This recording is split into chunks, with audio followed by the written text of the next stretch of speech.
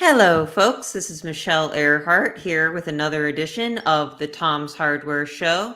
Today, we're going to be discussing the new Microsoft Surface devices and showing them off on screen, taking questions about it, and then we're just sort of going to go into a general discussion about Windows 11 now that it's been launched. But before we start all that, let's go ahead and roll the thing.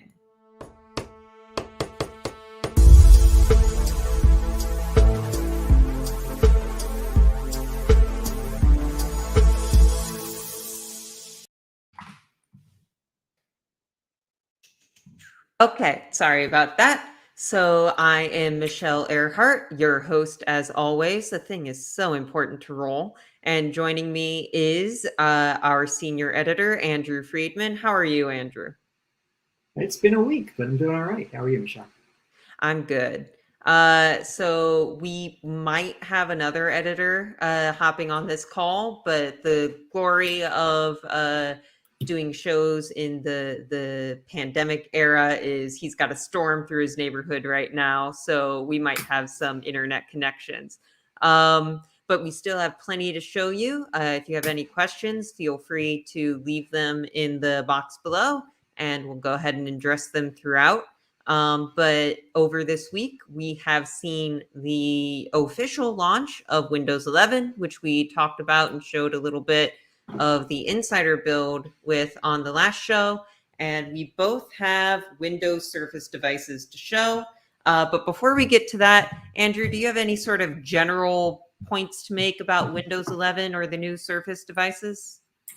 Oh, I mean, how much time do you have? We have all the time in the world.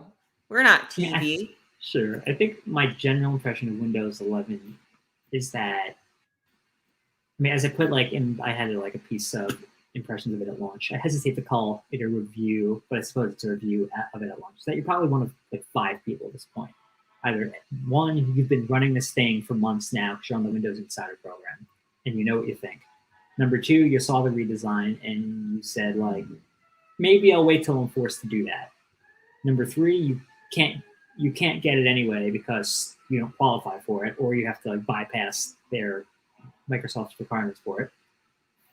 Four, you didn't look at it, and because you don't mess with betas, now you are. And number five, you didn't even know it was here, but now you're here, so we do know about it. And I would say for most people, if you have Windows 10 and you're happy, there's no like go-to feature that makes me think you have to upgrade to this now.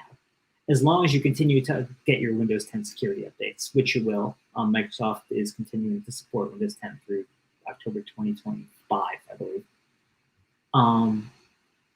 But that like you can wait for this. There's a lot of cool stuff here. It's very pretty redesign, lots of rounded edges. It looks nice. Some apps like settings also got like really nice like user interface refreshes, and it's great if you like touch. But for general usability, if like you're a power user, which I think the biggest fans of Windows are, there are some issues like the fact that the taskbar is the way it is and you can't make any changes to it, or the fact that the start menu has changed and it's more clicks to get to things like a list of all of your apps. You might want to wait to see what Microsoft does to make changes to that and update it as it goes on. So despite all the cool stuff we're going to talk about it, I don't think that, I can't update now. I don't think that's necessarily a huge curse. I think you should be patient and see where it goes.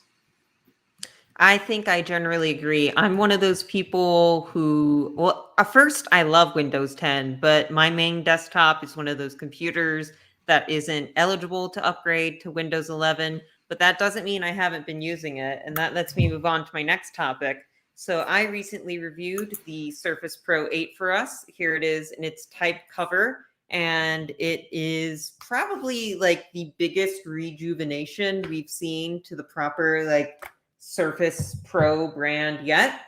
You can see it's got this new display with much thinner bezels than before. Much prettier. It keeps the 3:2 aspect ratio, so you can hold it like paper, and we'll get into that a little bit later. But it also introduces a 120 hertz refresh rate. You can see a little bit of our backstage in the reflection. But that 120 hertz refresh rate makes typing and drawing and writing on it much easier. It mostly keeps the same like aesthetic, but there is one cool new thing underneath the kickstand where if you slide it open, you can see it's got this little area right here. And if you have a SIM card like removal tool, you can remove it and access your SSD. Now that will void your warranty. We did confirm that with Microsoft. So it's not a perfect upgrade, but the idea is, say your kid takes this and snaps it over his knee for whatever reason. You can take it to Microsoft and a technician can get your data off it and put it in a new device. Now, Andrew, before I move on, you did actually just cover a story about Microsoft repairability. Do you want to talk about that a bit more? Sure. So the storage thing, Microsoft's been for a couple of years getting a little bit better on repairability, with emphasis on a little bit. I think it was the Surface Laptop 3 was the first time they had done a thing where they had said, oh, you can get the SSD out. And it was a process. You had to take off the feet and you had to take screws off and lift the keyboard up, and it was a whole thing. And then on the Surface Pro X, they added the door, which is what they have finally now brought to the regular Surface Pro line. I think it was also on the 7 Plus, if I'm not wrong. But that was really meant for businesses. And they said, okay, you can get the SSD out. And you can also, in theory, do it on the Surface Laptop Studio, which we'll get to soon. But like you said, they really designed this to only be for someone who works for Microsoft or one of their authorized repair service people. And for the lots and lots of people, or lots of enthusiasts at least, or people who know how to read a repair manual, that's very limiting. To say that it will void your warranty if you do it, well, like, okay, great, but that's not really as sustainable as you're saying it is. Mm-hmm. Just today, it was broken by the website Grist, which is a site that covers environmental justice, that Microsoft had come to a deal with a investor advocacy group called As You Sow, which also focuses a lot on environmental justice, to do a study, have a third-party study of what it means to make your devices more repairable and how they can do that. And then by the end of 2022, come up with concrete actions and put those into place to make devices more repairable, to give the instructions to people, like make the instructions more available more widely than just its own repair network, and to potentially make parts available. And which all of that would be a big deal because, I mean, there are some who do that now, Dell, HP, Lenovo, to a degree, like you can at least get their repairability manuals. But Microsoft has not made that happen. So it would be really nice to see not just these Surfaces, but Xboxes and other consumer goods that Microsoft makes be a little more repairable if you have the confidence to do it, or to at least be able to choose any repair shop you want. Yeah, that really makes me... That makes me think, because I just got a PS5 recently, and even that, dust my shoulder off a little bit. But even that, this is a console. It's typically meant to be a bit more user friendly. You're not meant to really open it up and upgrade it a lot. But even that has official resources telling you how to change out the SSD. I know this is positioned as a tablet instead of a laptop, and upgradability isn't really a thing with tablets. But if you're going to make the SSD accessible, you might as well go all the way. It's just an SSD swap out. It's not like I'm going to puncture the battery. But yeah, it's definitely different on the Pro 8 than it is on some of the other devices. It's just so easy. Yeah. Although I don't actually have a SIM tool on hand, but there's no reason why it should need a SIM tool. You could just take a screwdriver, or they should have made it so you could just take a screwdriver. Maybe you could use a paper clip. So there's also another upgrade on the outside of this device before I turn it on. You can't see it, but the webcam is now, it's trying to see my face, but it's now 1080p on the front, and I believe actually 4K on the rear. You won't be getting like great fidelity on the rear for whatever reason. The photos I took on it ended up being kind of full of artifacts and fuzziness, and actually not looking as strong as the front camera photos to me. but you're mostly going to be using the front camera on this anyway if you use it like a laptop to video call people. And that does look really nice and crisp and clear across different lighting settings. It is a shame, though. A tablet, I think, is a bit easier to take rear photos with than a laptop, which doesn't come with rear cameras anyway. But you can hold this like a phone, and it would be nice to be able to sort of use it like a phone. Without further ado, aside from the tablet itself, we also got the new type cover to test. And this is interesting in that it has this magnetic charging cable for the Surface Slim Pen inside of it. And the Surface Slim Pen has also gotten an update in that it has, it still has this top button. Let's see if I can get it right there, which you can click, by the way, to immediately bring up whiteboard. It still has these front buttons, which are on most styluses. They're all programmable. But it also has a little rumble feature in the tip now that tries to introduce haptic feedback when you're drawing or writing. I didn't necessarily notice it a ton until I fiddled with it. And even then, it was just kind of a nice bonus as opposed to error defining. But, I'm not a professional doodler. It didn't really make my doodles look better. It did make handwriting look a little bit better. But if I have this, I'm probably going to be typing anyway. Although I guess if I'm carrying this about, it does make it feel a bit more like I'm drawing on paper. And I will attest to that. It doesn't feel completely like it, but it feels more like it. Anyway, though, that's about all of the differences that you can see, aside from the ports, which I should bring up.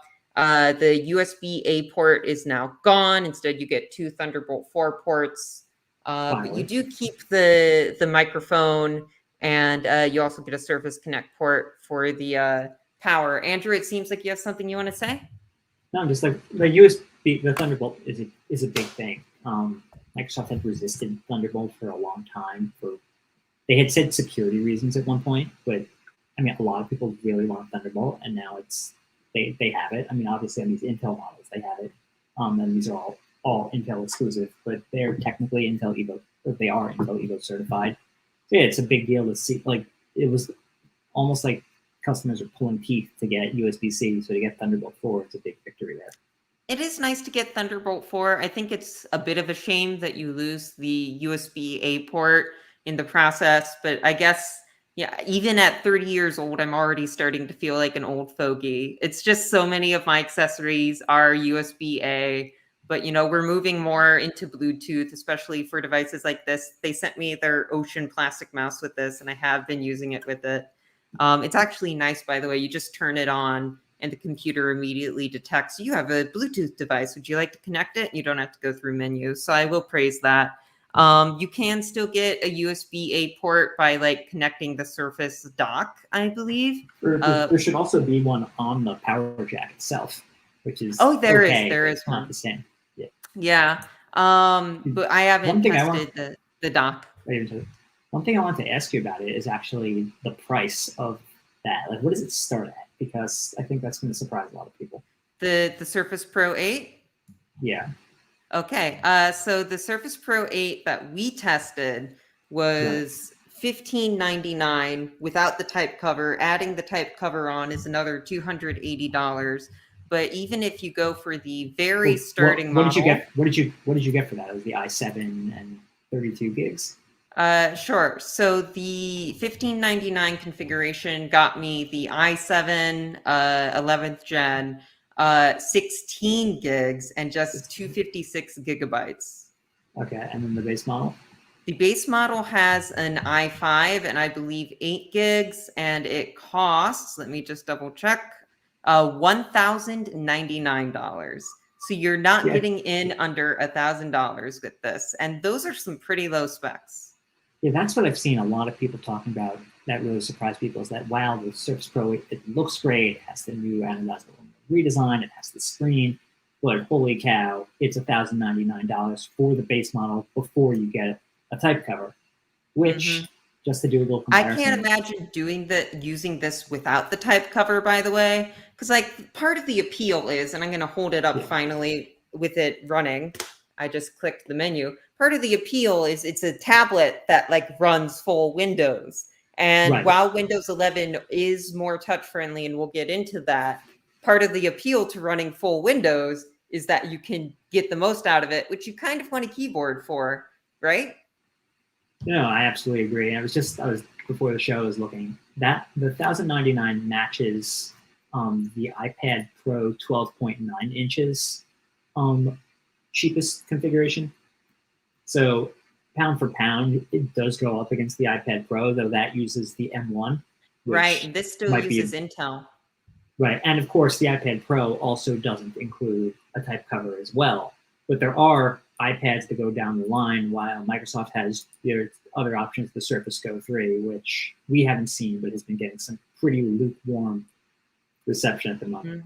I did, when I was talking to Microsoft, they did suggest, if you want that USB-A port, you can still go for the Surface Pro 7. I don't know why they're telling me to like buy an old device at this point, but it seems like that they maybe want to keep that in the family. So I guess that is a Interesting. cheaper option. But Yeah. so this is the Surface Pro 8. You'll notice, oh, where did my pen that I was so proud of Yeah. go? Well, you have to pull the keyboard down, but it's resting in this cradle that when you put the keyboard in its default angle position, you just don't have access to. There's something kind of nice there in that the pen always has a home, but it is annoying that I have to like be careful not to pull my keyboard off when I get to the pen. And that's something that that's also something that came from the Surface Pro X, is that they had first put the stylus in the keyboard, which is really nice. And I think that's what's really cool about this whole thing, is that everything that you've pointed out, I mean, so far, the new design, the slim bezels, this keyboard, it all has brought the Intel Surface Pro number here line to really match the Surface Pro X, which was seen as the vision of the future. So like, it looks to me now, like on screen, like you're kind of holding the new cool thing. The Surface Pro X seems old when you hold that up.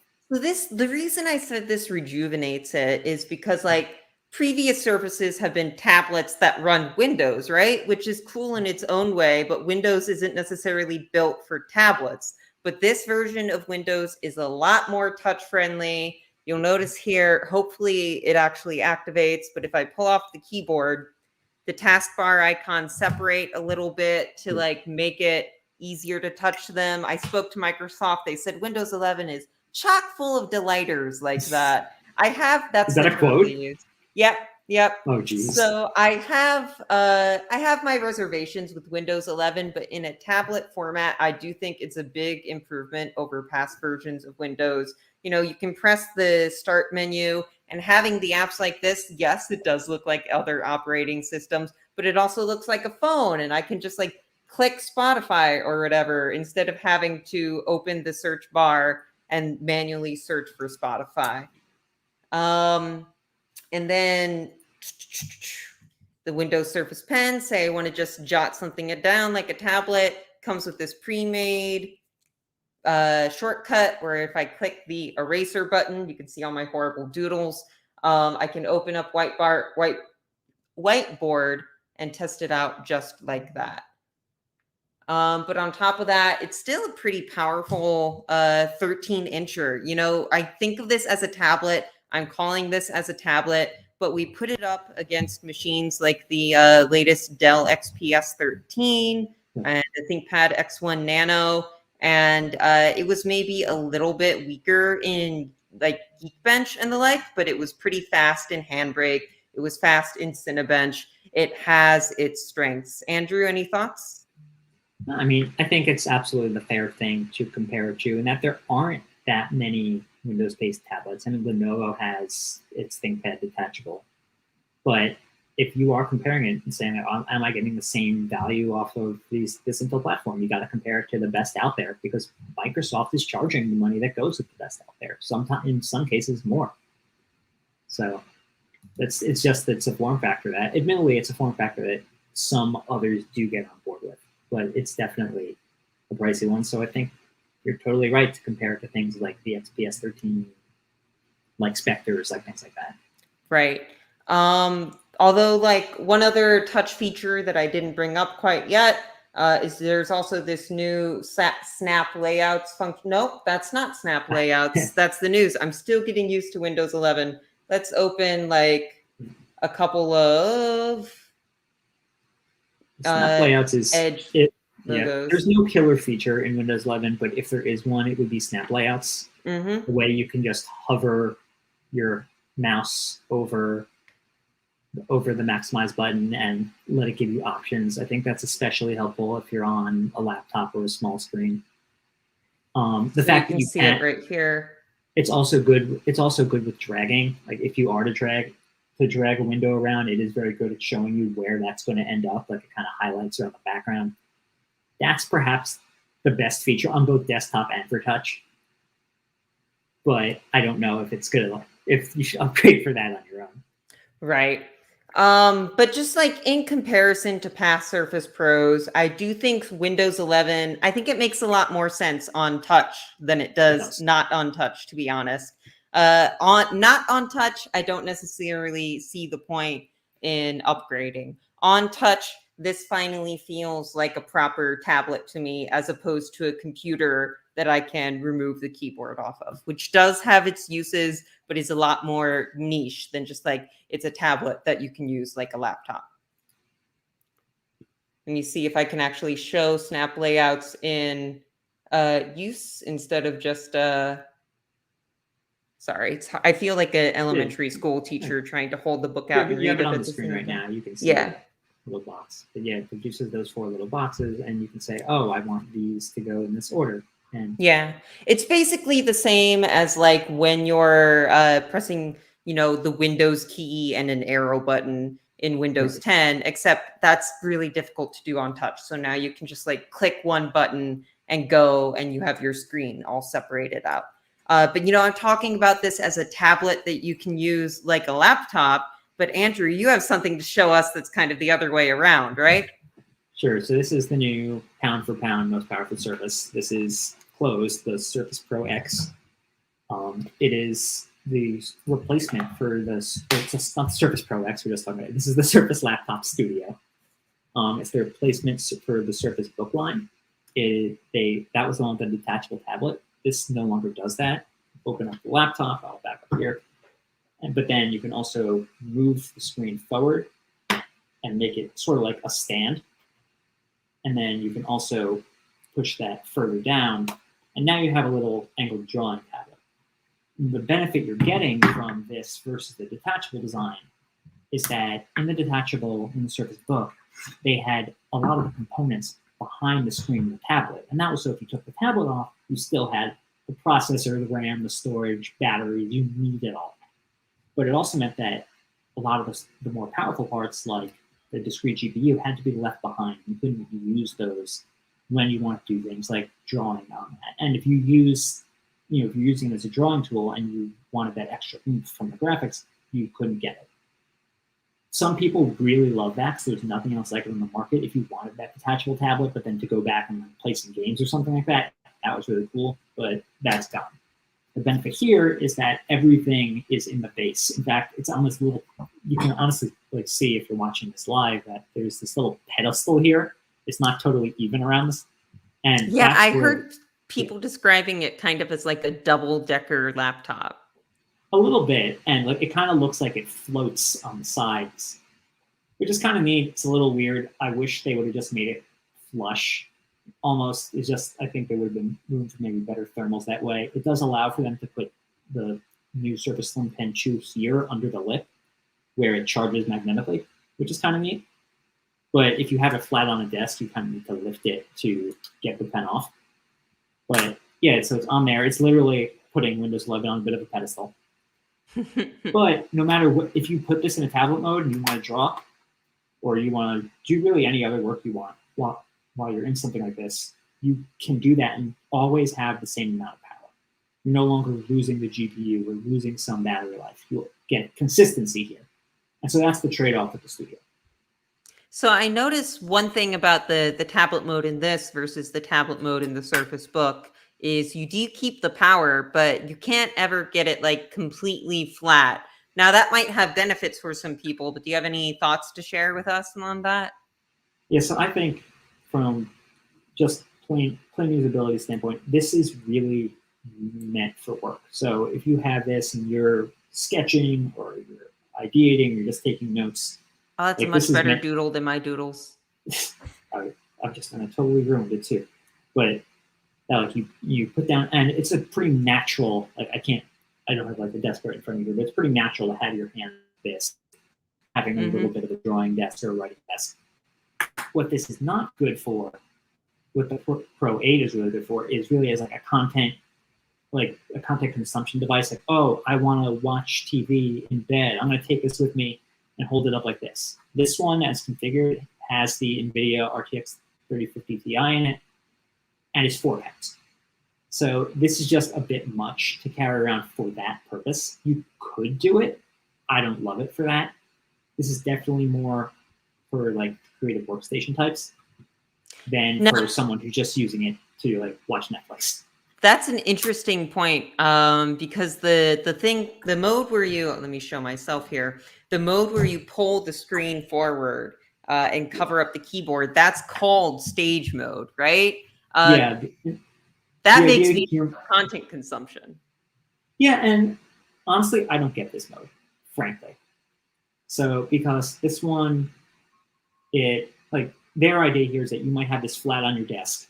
Like I'd have it like this towards me, and then maybe I would put a game up, either playing locally on 3050 Ti or via Xbox Game Pass, which they would really love for you to use, and play it that way. Or maybe if I am watching a movie, I would again have this on a desk and play it that way. But the idea of using this like an iPad or something, have it in bed, or like using it like an ebook reader, you could do it, but it's big for that. Yeah. Now, so, I do have a question. I do want to say that this. I was going to say I do want to say this design also isn't like it's cool. It's somewhat innovative, but it's been done before. HP has done it before in its folios. Acer has done it on its Concept D line. I think Vio did it way back in the Windows 8 days. So it's cool to see it again, but this for years has been some weird middle ground between just having a normal laptop and having a tablet. And I think everyone who's always made it has tried to justify what the purpose is. And the answer is, I guess I want to watch stuff. It's not a great use case for that, with how heavy it is and you can't lay it flat. It might be useful for artists, but usually artists have their own dedicated like tablets with screens, I think. I am curious how this relates to the Surface Book, which now has an absence. But before we go any further, we do have a question from chat that I want to get in. Can we repeat the specs? Sure. We actually hadn't set the specs. So as we reviewed it, which is not the base price, we reviewed it for $2699.99 plus a $130 stylus, which is optional. And it uses Intel's Core i7 113070H, which is an Intel Tiger Lake H30. It's a 35 watt, 4-core 35 watt part, which I'll get into in a little bit. With the RTX 3050 Ti, 32 gigabytes of RAM, and a terabyte of storage. The screen is 14.4 inches and 120 hertz, which Microsoft likes to refer to as Pixel Sense Flow. And it's got the 1080p IR camera for Windows Hello. That sounds expensive to me. It is expensive. Now, for what you're getting. It starts at $1,600, $1,599.99. That's a bit more approachable for a 14-inch device, I think. Right. And what you get there is your Core i5, 16 gigabytes of RAM to start, and a 256 gigabyte SSD, but you don't get the discrete graphics there. So you might as well get a Surface Pro 8. Right. Well, there you get the Iris, and there you get the Iris Xe graphics. And if you can bump that up to 12 gigabytes for $17.99. But if you want the RTX 3050 Ti, you have to pay at least $2,100. And get a Core i7. Like, you can't get a Core i5 on that. And of course the pen's extra. So yeah, it's pricey. Microsoft does, as you saw from the Pro 8, it does pay a premium for these devices, but in many cases they're really good. Now the H35 thing I find really interesting because we've only seen that before on a couple of cheap gaming laptops, and now we're seeing. It's funny because like the H in general is a really big deal for the studio because in the Surface Book they couldn't fit the H series. It was too much power, it was too much heat, and you had to be able to handle that thing. So now you have H, but they're not giving us 8-core H series for the people who really want to be like either you're editing video or you're coding, which are all use cases that we've seen from Microsoft with this. It almost makes Or me wonder, like, why would you bother to go for an RTX series card alongside a 35-watt CPU like that? so I couldn't tell you exactly why. I mean, I have lots of theories, like the fact that Microsoft has a lot of other OEMs that they try to keep happy, or maybe they did a whole lot of thermal design and that's what they decided was best. I truly don't know. I think there are some people I've seen disappointed that, hey, we're not getting a true 8-core CPU in our top of the line workstation Surface. What's the deal with that? It's definitely good enough for everything I threw at it. I even tried like some light architectural drawing programs, but I think for the money, because if you go for something like a Dell XPS 15 or ThinkPad X1 Extreme, you're going to get those high-end 45-watt 8-core CPUs. So it's definitely something to consider, is that you get this flexible design. But is it worth it? Yeah, but is that worth the cost for you? That's really up to you personally. So one of the benefits to the Surface laptop's approach to flexible design that you said already is, even when you're in tablet mode, you get to keep its power. Right. But it's a design that we have seen in other competitors, whereas I felt like the Surface Book, yes, it was a detachable, but it occupied a really niche space as far as like power for detachables. Do you miss having the Surface Book as an option? From a purely nostalgic sense, a bit yes, but I always had a love-hate relationship with the Surface Book. I personally know some people who, and at least one person who actually owned them, who really loved those, who when it was gone were very upset that, hey, this thing's gone forever. No one else adopted this design. I'm of the initial sense to say that this is a better overall device, that I think it accomplishes a similar mission, and that in general, a lot of the oddities that never got ironed out of the Surface Book, like the fact that it didn't close flat because of the hinge, or the fact that it was top heavy, don't occur here and make this feel a bit more premium. So, and if you weren't using that if you weren't using that to have the tablet just a bit of a content creation tablet, I'm not sure you're losing a ton. I just wish that this had slightly more powerful specs to really make up for that. One use case that I can see for the sort of mid to lower range specs, it's got that 35-watt CPU, but a dedicated GPU, is Windows 11. It doesn't have it yet, but it's set to get Android app support coming soon. Do you think this could be useful as like an app development machine where you can make an app and test it all on the same device, or? Yeah, I do think it could. They've been actually pushing this towards coders a bit. Even when they did the announcement, they had Scott Hanselman, who's a coder at very, very vocal, very popular on social media. He did a whole presentation about how he uses this device as his coding machine and then goes to edit videos that he makes on it. So I do think that may work. There's a lot of questions we have about how Android apps are going to work on Windows 11. I think that would have been the big feature for a lot of people. Yeah, I really wish it launched with it, especially since I've been talking about how it's more touch friendly, but it is still like structured like a desktop OS. Yeah, and so the fact that, and it's also going to go, I believe it's going to go through the Amazon store. So there's a lot of questions left to go about how that's going to work. Is it going to be good for testing? It might be. Will it be better than testing on a native Android device? Heck if I know. But I think this is, this type of device, it's been tried in a lot of different cases. HP tried it with ARM. Acer went a little more powerful and made it, and put in the highest end stuff they could find. This is a bit of a happy middle ground. I think this is probably the highest profile version of a flexible hinge we've seen so far. So we're going to see how it sells and what people do with it. I think the Pro 8, frankly, if you're comparing line, is probably going to continue to be more popular, and the regular laptop perhaps even more popular than that. So hard to say what people will do with it. I think it has a lot of potential, but it's also definitely one that is for very specific people. or if you just like this type of thing. Like some people just like having the most powerful and like the Surface brand, and I don't blame them. Awesome. A couple other things. There is two other things I want to point out about this real quick. Mm-hmm. One, new haptic touchpad on this. There's no physical button, so you can click anywhere. It feels really nice, and you can go into you can change how hard it kind of fights back at you, which I really like. The keyboard, really excellent. I really like that. But for pros, the ports are the exact same as on the Surface Pro 8. You have the two Thunderbolt 4 ports, you have the headphone jack, and you have the proprietary Surface Connect ports. But Andrew, that looks like a laptop to me, not a tablet. Right, and it is laptop. I do wonder if they made it thicker, if they could have fit the full-size USB-A for professionals. Mm-hmm.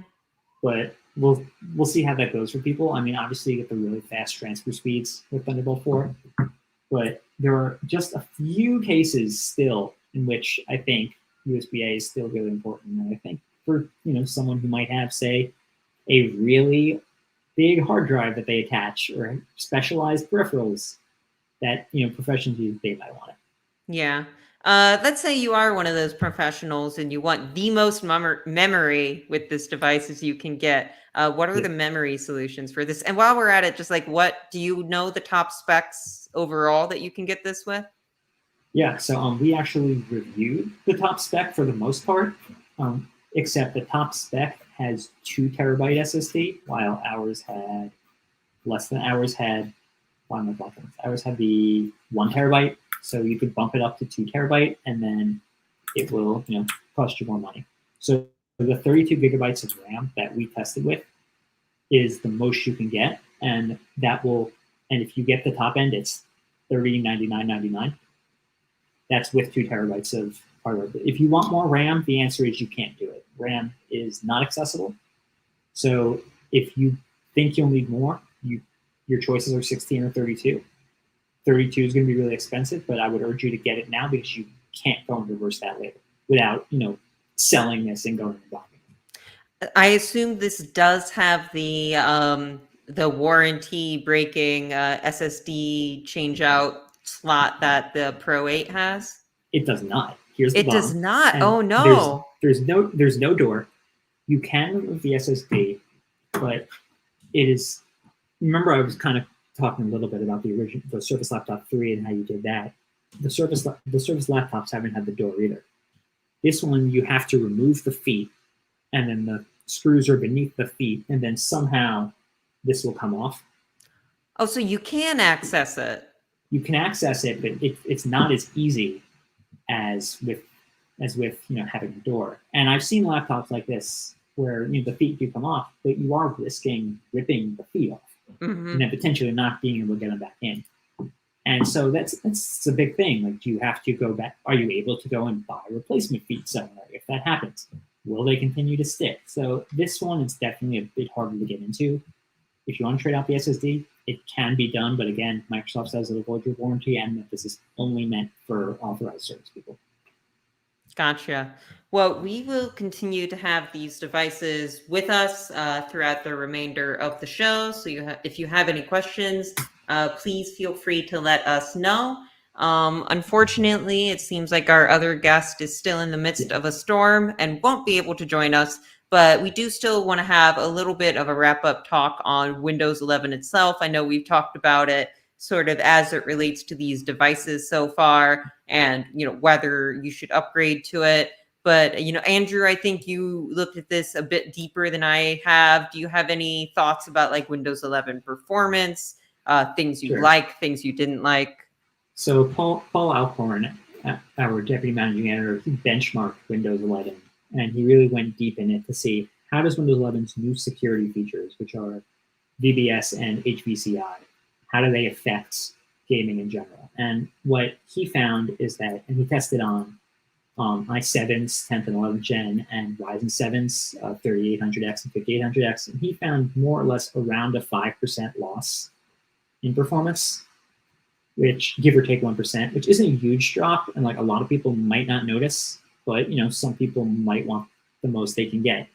You can turn some of these things off, but that's really a question of, do you want the most security you can get, or do you just want the best gaming performance and productivity performance you can get? So VBS is called virtualization-based security, and HVCI, hypervisor protected code integrity, or often just called memory integrity. They do cause a bit of an impact. It doesn't seem in our initial testing to be crazy. And then there was AMD actually came out with an announcement the other day that there are issues with Windows 11 and I think all of its chips, that preferred core doesn't work, which means putting things on the best and best core in the chip, and that there are some slowdowns with outliers going as high as 15% in some esports titles, and that a fix will be coming in October. So this isn't like without its stumbles in terms of performance, especially if you're on AMD, but hopefully by the end of the month, a lot of that would be behind the gap. Yeah, that was going to be my next question is, we are seeing these minute drops in performance or, the loss of some features, especially on AMD.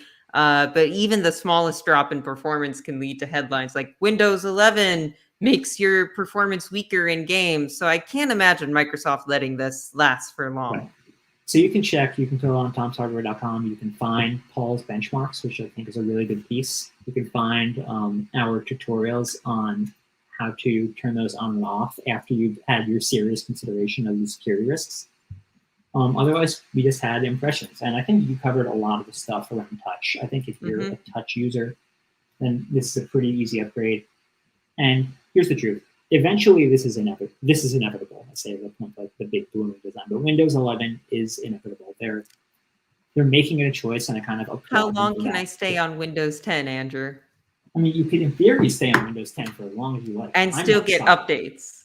October 2025. So if you're not eligible and you don't want to go around using either the hacks Microsoft provided or others, or you want to wait till you get a new device, you have another 4 years to use Windows 10. You might not get new features, but you will get security patches, which is the most important part for a lot of people. So I have 4 years to learn Linux, is what I'm hearing. Learn Linux, upgrade your PC, get a new PC, get a Mac, or something like go that. go to the dark side. We do have a question from Mike Quinton that's kind of interesting. Mike says that he put Windows 11 on his Surface Pro 7 and he's missing some features. I have to be honest, I wasn't aware that you could do Windows 11 on the Surface Pro 7, but I guess I don't see any reason why not. Yeah, Surface Pro 7 is definitely eligible. But yeah, here, I'm going to put it on screen for those who haven't seen it. The new start menu. There are no live tiles. Live tiles are completely gone. The new start menu lets you pin some of your favorite apps. This is the default on the Surface Pro X. I haven't pinned any of these here.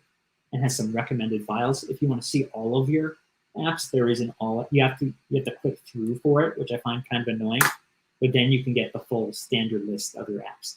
Live tiles are gone. They're a relic now of the past. We have a live tile stand, though. I don't know. I did think that live tiles were kind of neat in that you could see the weather on them. But that was actually, I more so used that in the taskbar, which if you watched last week's show, that's not in the taskbar anymore.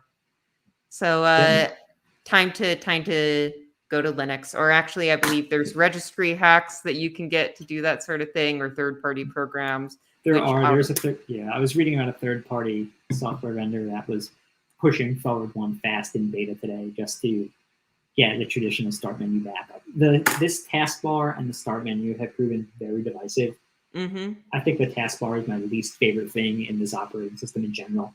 I can no longer drag anything from the desktop or from File Explorer down to open it. That's gone. I can't move it to the sides. The context menu vertically to the sides, yeah, you can't, or even on top. The context menu literally reads taskbar settings, so that's kind of a mess. From what I've seen on Windows Insiders have been publishing feedback, and like the number one thing is this taskbar. I fixed this taskbar. So if you're a power desktop taskbar user, Windows 10 is the way to go. The other big thing for some people is that the search box is gone. Search is like in a million different places now. It is in the start menu, which is where I would typically go to use it. I like PowerToys. If I don't use PowerToys, then I press Windows and I start there.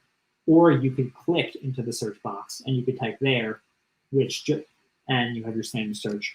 Or you would go into widgets, which I don't totally love or get the point of widgets at this time. I'm hoping they're third-party ones, and you can search there, but that's just to search on the internet. So Mhm. there's like 100 different search places in Windows 11. The search bar is kind of indispensable for me, I think, so I do miss it, and I don't mind clicking on the magnifying glass to get the same functionality. It's really that functionality that I guess is indispensable to me. But we had someone we on our last week's show, our editor-in-chief Avram Pilch, who has been covering a lot of registry hacks in order to make Windows 11 do some of these things it can't do out of the box, was talking about, it's just another extra step where you have to do more for less. It makes it a bit more convenient for touch because you're Right. not going to be able to touch in a tiny little bar. And instead you bring up this big box. But the thing with Windows 11 is it's not a touch exclusive OS. See, as someone who always used it's funny because I know him very well, and I know he loves shortcuts. So I don't understand why anybody would click in the box when they could hit the Windows key and just start typing to search. So that is my suggestion: start getting used to typing hitting the Windows key to search. Oh gosh, But it just doesn't occur to me. Yeah, but I see the little box there, so inviting, and I just want to click on it and start typing. Yeah, there are a whole lot of little things where like they've made it so there's an extra click, right? You have, like I just showed with the start menu, if you want to see all your apps, you have to click through again and hit all apps. That's annoying. If you make the context menu appear, or if you right click on the desktop, you no longer see everything there is to see. You now you like right click on a file, and then there's like a see more, and when you hit see more options, then like the Windows 10 style one comes up. So there's I a lot believe of that's a concession to touch as well, just because the Windows 10 right-click menu isn't super touch friendly. It's a lot of options very cramped together. But what also isn't touch friendly is requiring extra button presses. So we are running up on time, but before we sign off, there's an interesting comment here that I want to address from a fan of the show, Ruru2M. How are you doing? They say, we all know, I assume Microsoft will extend security patch to 2028 for government computers. Do you think we could see Microsoft going back on their 2025 deadline? For enterprise, probably. That would not surprise me. They've definitely had extended services before for other versions of Windows 10, even for other versions of Windows, for big businesses, which take, huge enterprises always are big. They're battleships, they're not boats. And they often take a long time to steer. It would not surprise me if governments or even huge enterprises took a long time and their IT departments didn't get going, and then they need security for longer. I do think that they're gonna keep that push to get people onto Windows 11 by 2024. I could be wrong. They could end up.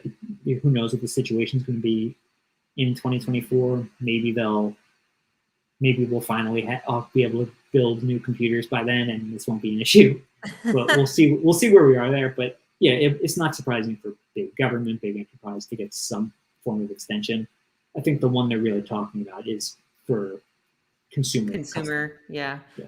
Speaking of consumer, I do have one personal question before we go. I noticed when Microsoft first announced Windows 11, they were talking about how we really want to stick hard to the TPM requirement because we want everyone to be on the same page security wise.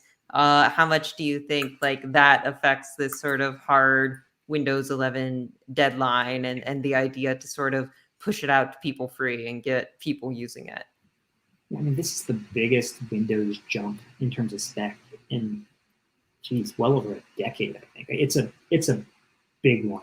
As I see, I'm looking in the chat. We have I'm saying, "Oh no, I don't meet all the system requirements." Microsoft's kind of like they're definitely pushing it, right? Oh no's, they say. Oh no's. They're on the one hand, Microsoft is really pushing their specs. They have their list of compatible CPUs. It doesn't always even seem right or fair where there are like some 7th and 6th gen Intel that like, why shouldn't they work when like you'll have Core M series working? It's not always totally clear. Security is a big thing. We've been seeing this huge rise in malware going around, and I totally understand why they're going for that. On the same token, Microsoft also published registry hacks to make it so you can install Windows 11 without TPM 2.0 and some of the other hardware checks. And others have gone even further and made it so it doesn't check anything at all. But Microsoft is saying you might not get security updates. So you can do it. Even Microsoft is admitting you can do it. For the people who would want to know, it's not hard to find. You don't even, like, we have instructions on Tom's hardware if you want to check it. You can also go to Microsoft for their documentation, but they're not being like, oh no, you can't, nobody can. Will this protect everybody like some Ultron suit of armor around the world? Someone's been watching What If. I finished it last night. I don't know what to. I don't know what to tell you there. I think in general, security for everybody is a good idea. I think in general, you have to assume that attackers are really smart. I think Microsoft's problem is it never really communicated well its reasoning. It was always kind of messy, and I think it's still kind of messy. And the fact that they're letting you go far without it anyway is a little messy. I think by the time they hit that 2024, there are people who will be on Windows 10 in 2030. The way there's still people on Windows 7 today, you can't split it. Mm-hmm. Will we be more secure? Ask security researchers in a couple of years. But this is your eventuality right here, whether you like it or not. Now there's the Ultron reference. Thanks so much for I think it's Thanos who's inevitable. It's what? Thanos. Oh, it's true. Thanos is inevitable. But Ultron is the cloud hive mind that that wants to make everything like it. On that note, thank you for joining us, Andrew. Hopefully we'll have our own Linux Avengers by 2025. And we will thank you so much for joining us, chat, and for your great questions. Wait till Galactus comes. Is Galactus Apple? And we will see you next week on the Tom's Hardware Show. I'm going to try again to play this outro music. See you next Thursday. Bye, everyone.